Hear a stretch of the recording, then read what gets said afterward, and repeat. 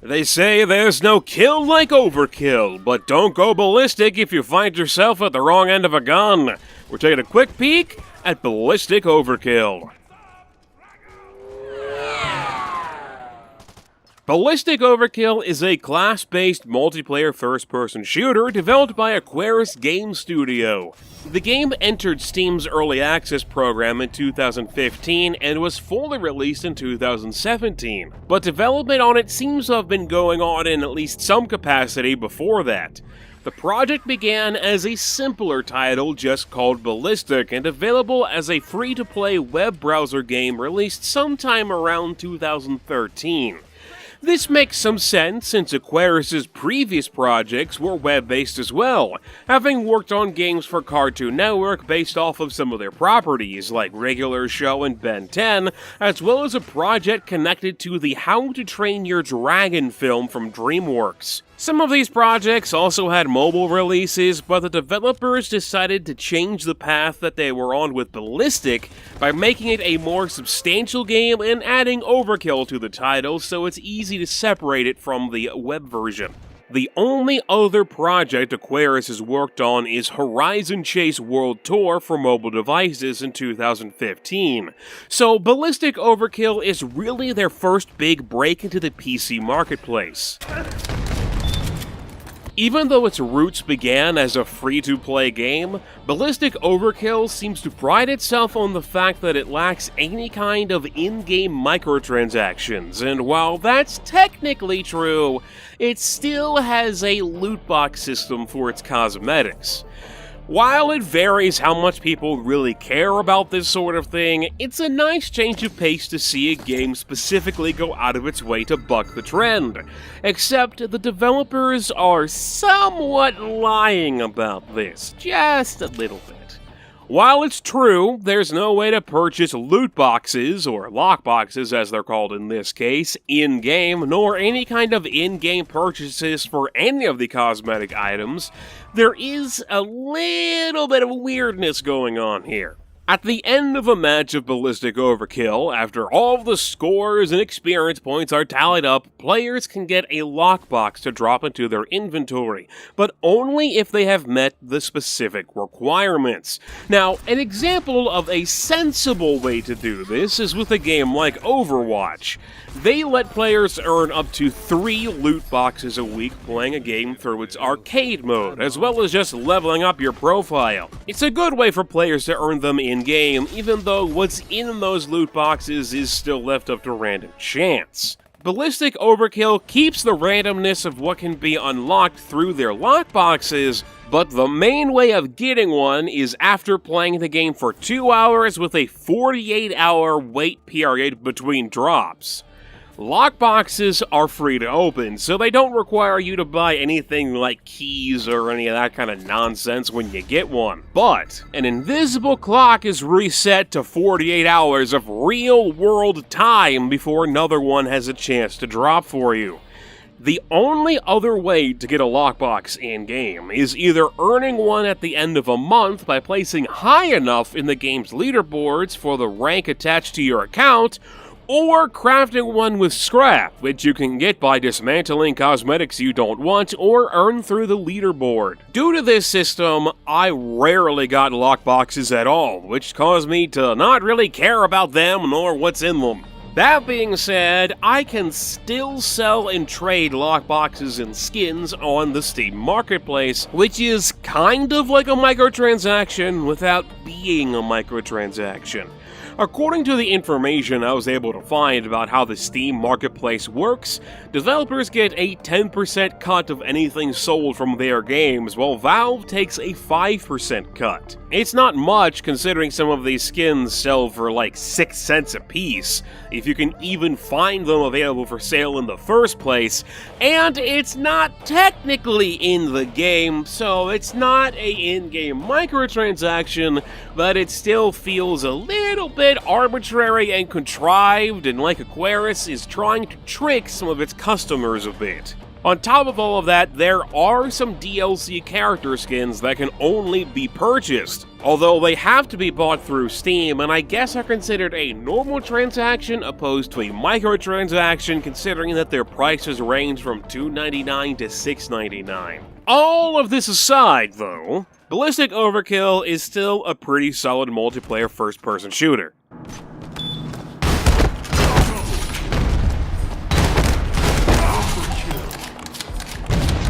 There are 7 classes to pick from within the game. You've got the Berserker, who gets stronger while in Fury mode, which is activated after getting kills, the Vanguard, who has a good amount of health and access to assault rifles, the Wraith, who's your sniper class and can go invisible while not moving, the Tank class that's, well, a tank class.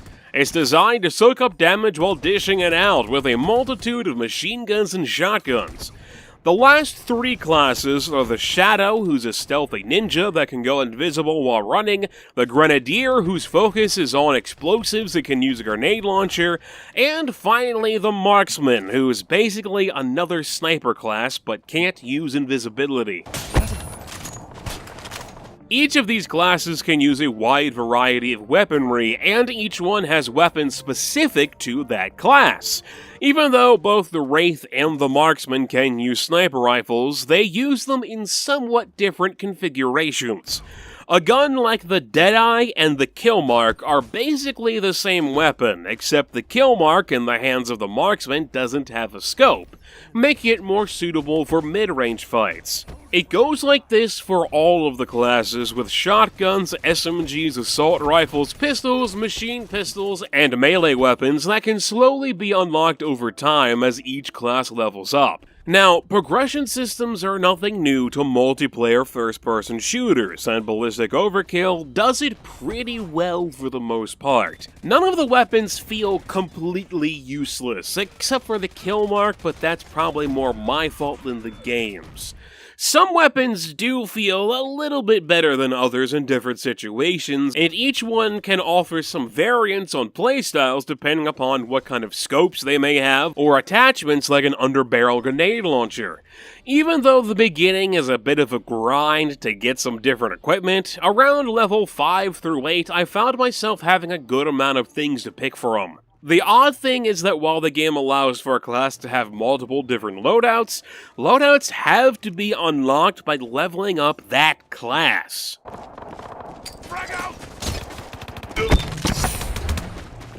Each and every class has to be leveled individually. It's not ideal unless you happen to be someone who likes the grind of a progression system, but holding something like multiple loadouts within that system is just weird.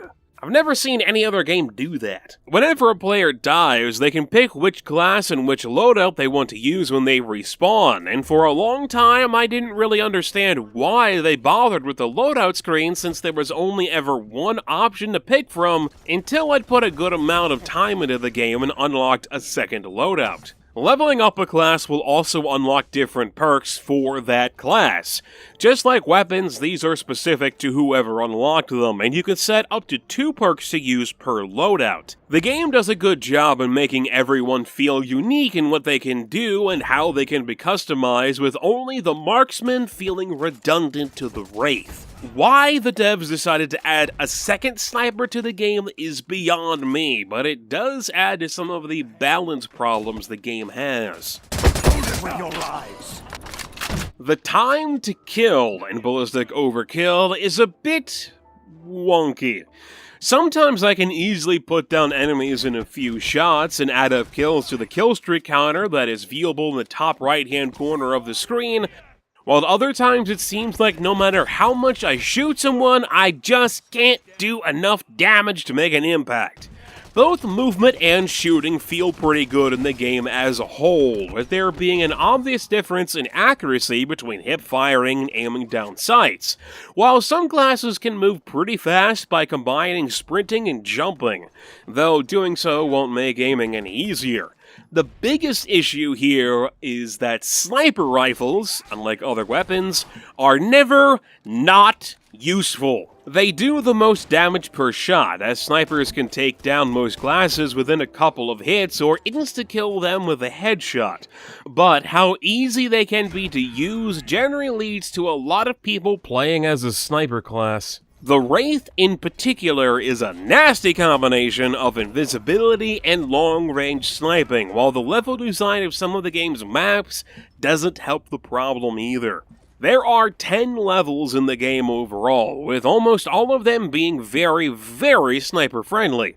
More than one can be summarized as just a square room with stuff in it, and most of these have really long sightlines and some good height variation that let Wraiths thrive. Wraiths in particular have a perk that lets them move while invisible instead of having to be stationary. The only other class with a similar ability is the Shadow, but it was designed around having it to try to make it less overpowered. Shadows are only invisible while sprinting, and they're never completely invisible in the first place, just kind of transparent.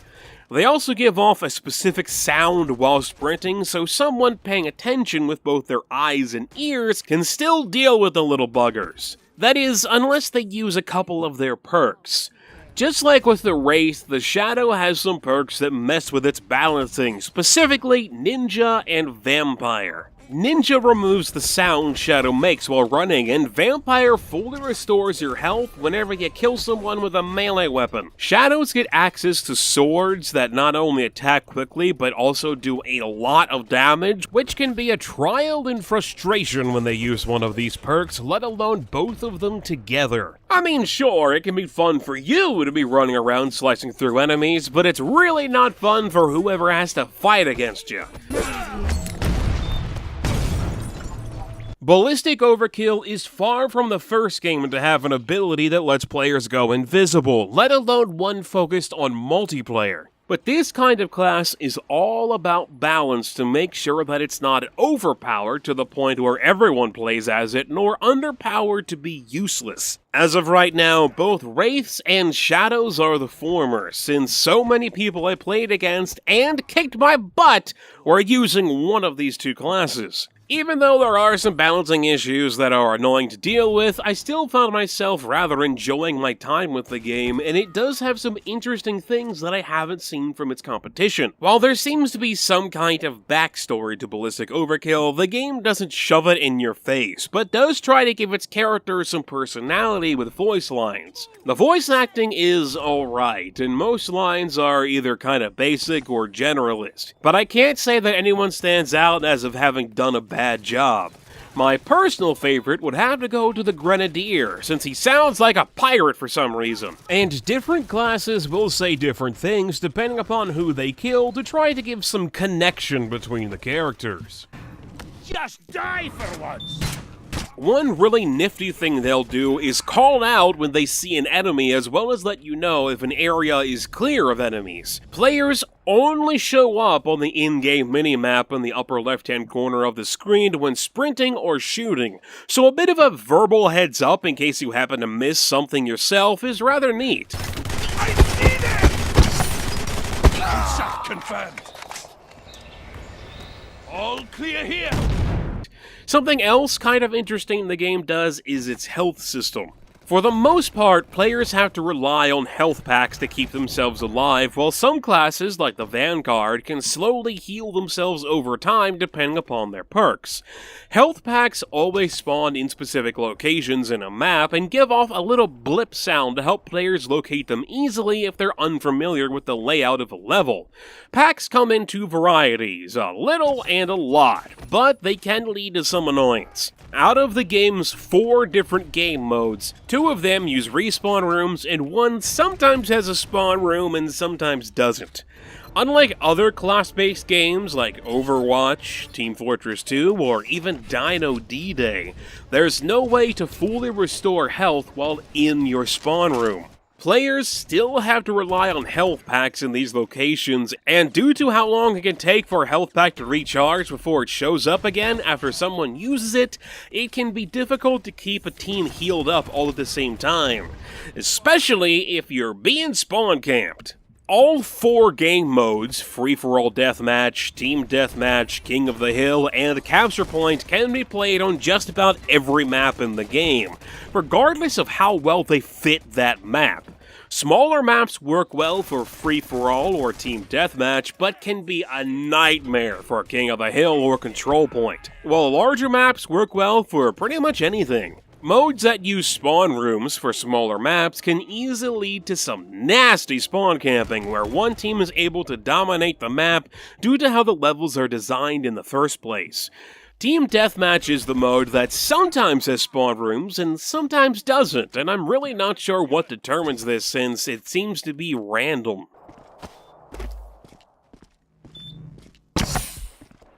When there isn't a spawn room, players will randomly spawn around a map, but it doesn't seem like the game takes into account if enemies can see you when this happens, since you can quickly be cut down before getting the chance to do anything. This is a problem many games have had in these kinds of modes, but having it combined with the general class imbalances and perk imbalances, and the lack of class limits on how many people can play as the same class on one team at the same time, can lead to some grueling rounds. I see them!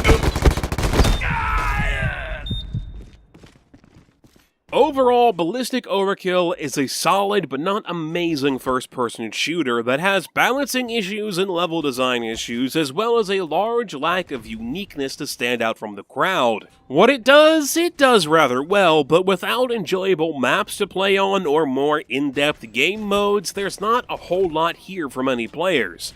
I personally found the game pretty easy to pick up and play, as well as keep playing throughout my 19 hours or so with the game over a couple of weeks. The only real big complaint I have with the game that affects its overall gameplay across the board is that objective markers on the game's heads-up display often get in my way while aiming at enemies, and there's no way to turn them off or make them smaller. Some weapon models are rather large as well, like this thing. I mean, this is a pistol for crying out loud. Why does it have such a massive sight on it? It's kinda ridiculous. For its price of $11.99, however, it's not bad and perfect for someone looking to pour a few hours into a basic multiplayer FPS. And there seems to be a rather good amount of people who like that, since I never really had a problem finding anyone to play with. If you happen to be someone who wants a more unique or in-depth experience than that, then you probably aren't going to find it here. Thanks for watching. Please let me know what you think about the game or this video in the comments section. I'm Megapieman, and I'll talk to you guys later. Want to see more quick peeks? Click on the video on the left for Raid World War II, a 4-player co-op FPS about dismantling the Third Reich from behind enemy lines. Or click on the video on the right for Bridge Constructor Portal, a game about building bridges and thinking with portals.